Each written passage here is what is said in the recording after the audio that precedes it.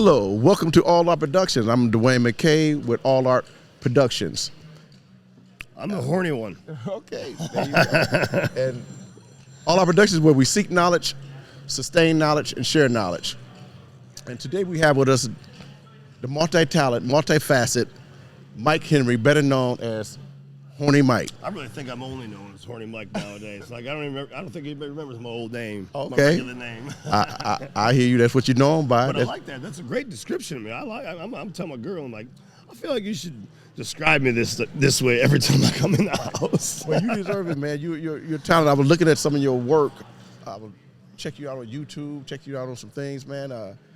Don't know, too many people have the talent you have, and man, I was just fascinated with the things that you can do. I find people have the talent. I find they just don't strive to do better with it or do anything with it. So many people got so much good talent just sitting there. They just don't use it. You know, it's just easier not because it's easier not to. Okay, let's go back. Let's go back. You're from Michigan, right? Yep. Michigan, downriver area. Downriver. Said, you one of them downriver boys where the shit flows, and I'm like, you know, that's what they say. Hold that thought because I want to say something. Let me tell people where we are. We're in Washington County. We're at where we at? We're at the Mania Car Show. We're at the Motor Mania Car Show. The Motor Mania Car Show. Like I don't know where I'm actually at though. You know, I don't know what building. We're in West Bend, Washington County Fairground. Oh, nice. That's where we're at then. So we at the car show. They've been doing it ever since 2019. I think you were here in the summer of last year, right? Yep. It was a good gig out there doing the burnouts and everything. Right. Getting one of the cars. I was like, what if I break it? He goes, then it's gonna be broken. Right. Right. So let's go back to your beginning because I want to go back because this show is about inspiration. Gotcha. And if anybody feel they have a talent. And if they use it and go through the things it's necessary to get to that spot where you are now. So let's take us back to Michigan and take us back to your humble beginnings. Man, I mean, I guess as far as you really need to go back, 'cause, you know, it's always high school and graduating high school, lived in a van, everybody knew. But I kept it real easy. I was like, listen, don't talk trash because I do live in a van and I will come over and shit in your lawn. Right. Okay. Some stuff I would tell the kids at school because I was like, you know, you got to get them off you. You know, high school kids, they're brutal. Right. So, but anyways, I'd always done airbrushing and stuff like that. I remember when I went to Myrtle Beach, I airbrushed these pants all up and they had cartoons all over them. I was looking at one of the guy's stuff and he was like, yo, who did your pants? And I was like, I did. He goes, you want a job? And my thoughts were, I was like, I can't do this. You know, he goes, man, if you did those pants, you could do this. I'm not gonna lie, those words truly burned my brain because when I went home, all I could think is, wait, I could have a job. I could live in Myrtle Beach, you know, chilling. This girl's running around everywhere. Come on, man, I'm 19 years old. And I did. One day I just woke up, hopped on my Honda Silverwing, left with $200, went to Myrtle Beach with not a clue what I was doing, nowhere to stay, no job, didn't know anybody. Just showed it. And I ain't gonna lie, I had a moment when I got there and I was like, I got $100 and I don't know a soul here. This might have been a stupid decision. But I got right to work and I got asking questions. Yo, you got an airbrush spot? You got an airbrush spot? Nobody had anything. I actually started doing hair wraps first. When girls put the string around. Okay. It was an easy job, listen. And I liked hitting on the girls, you know. So for the talent that you have as airbrushing, you didn't go to school? It's just... No. I learned off of my high school teacher, Mr. Kellogg. He let us practice. And me and this one guy we were really good. I mean, Calvin was the guy. He was the guy that inspired me because I was watching Calvin at school charging kids to put names on shirts. Mm-hmm. So he's making money at school, and I was like, wait a minute. Well, I'm kind of broke. Let's try that. Mm-hmm. So I did. I started trying it. Next thing you know, I was cutting Calvin's prices. Sorry, Cal. So you went from airbrushing to, on the mechanical side, building motorcycles and building things, right? Well, you know, I've always been an airbrusher. I went to Myrtle Beach. I airbrushed T-shirts for years, going to malls, you know, all the little silly stuff, Jack and Sally, always and forever. But then I got bored with it. and I wanted to know the next thing. So I got a job at a body shop so that I could learn how to use the automotive paints, because I was using the t-shirt paints on these murals, and they didn't look like the guys that did the automotive stuff. So I had to go learn it. But to learn it, you had to get a shitty job and just grind right through it, you know. $8 an hour, no matter what I could do, I was still the bitch in the back because I didn't know nothing. And that's what I always talk about, the grind. That it just don't come to you. You had to get in the grind. You got to go through. Unfortunately, there ain't no shortcut to being a badass. Right. There's just not. I mean, listen, she's got a shortcut. That is a talented girl right there. For the fact that she's young enough and she's already got that grind in her though. And I always did. Nobody had to tell me to want more. I always wanted more. I just never had access. And I ain't gonna lie, that's kind of where, full circle, that's what this is. This is an enormous access. So from Myrtle Beach, went back to Michigan. You went back to Michigan. Slept with the wrong girl. Okay. My boy busted up my car. Right. Didn't get my job back in Myrtle Beach. Okay. Things changed a little while, you know.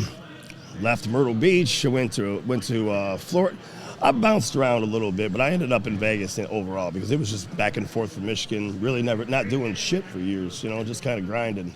Okay, because I always like to take the inspiration or the time and opportunity.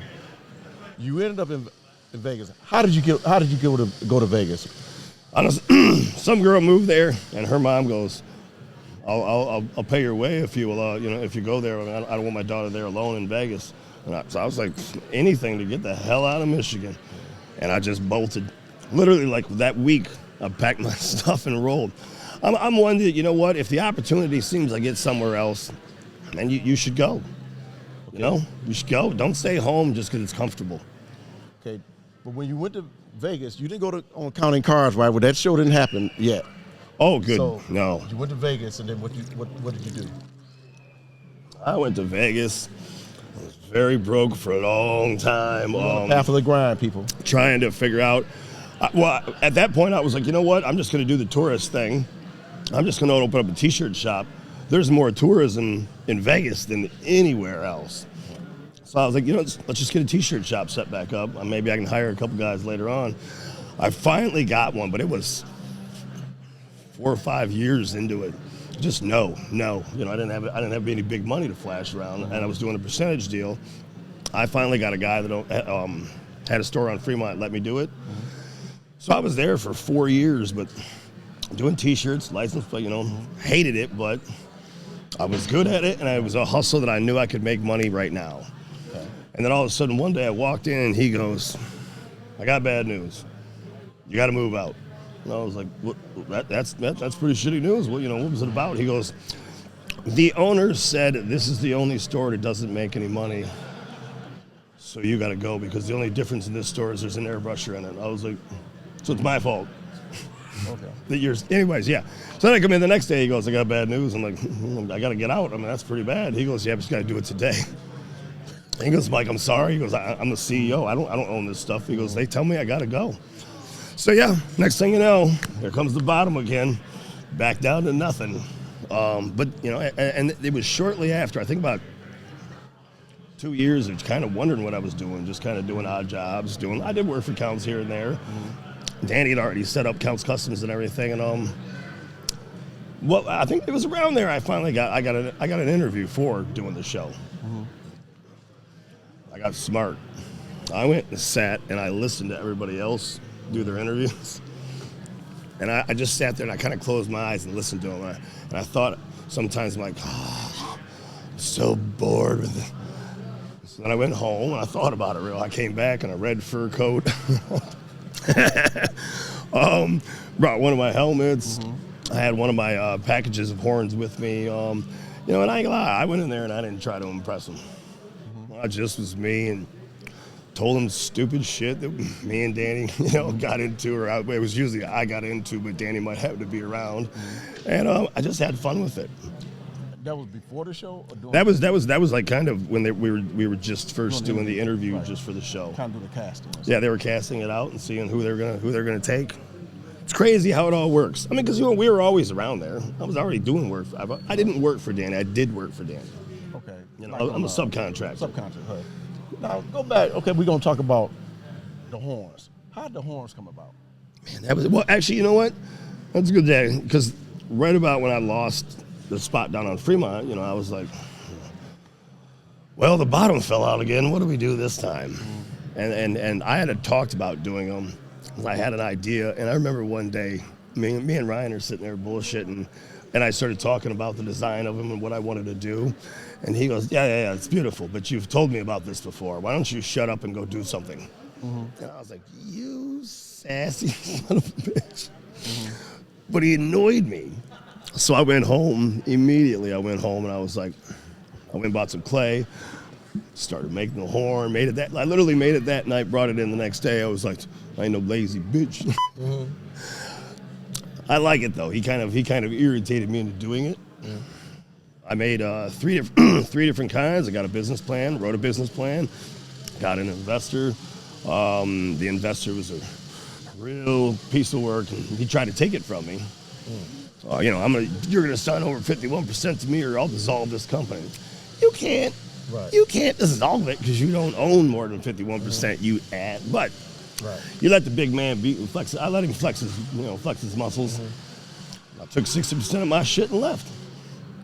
Listen to people, because when you're doing a business, I talked to other people before, how people get a business started, call themselves getting a partner, and how people can take the naming rights for that business.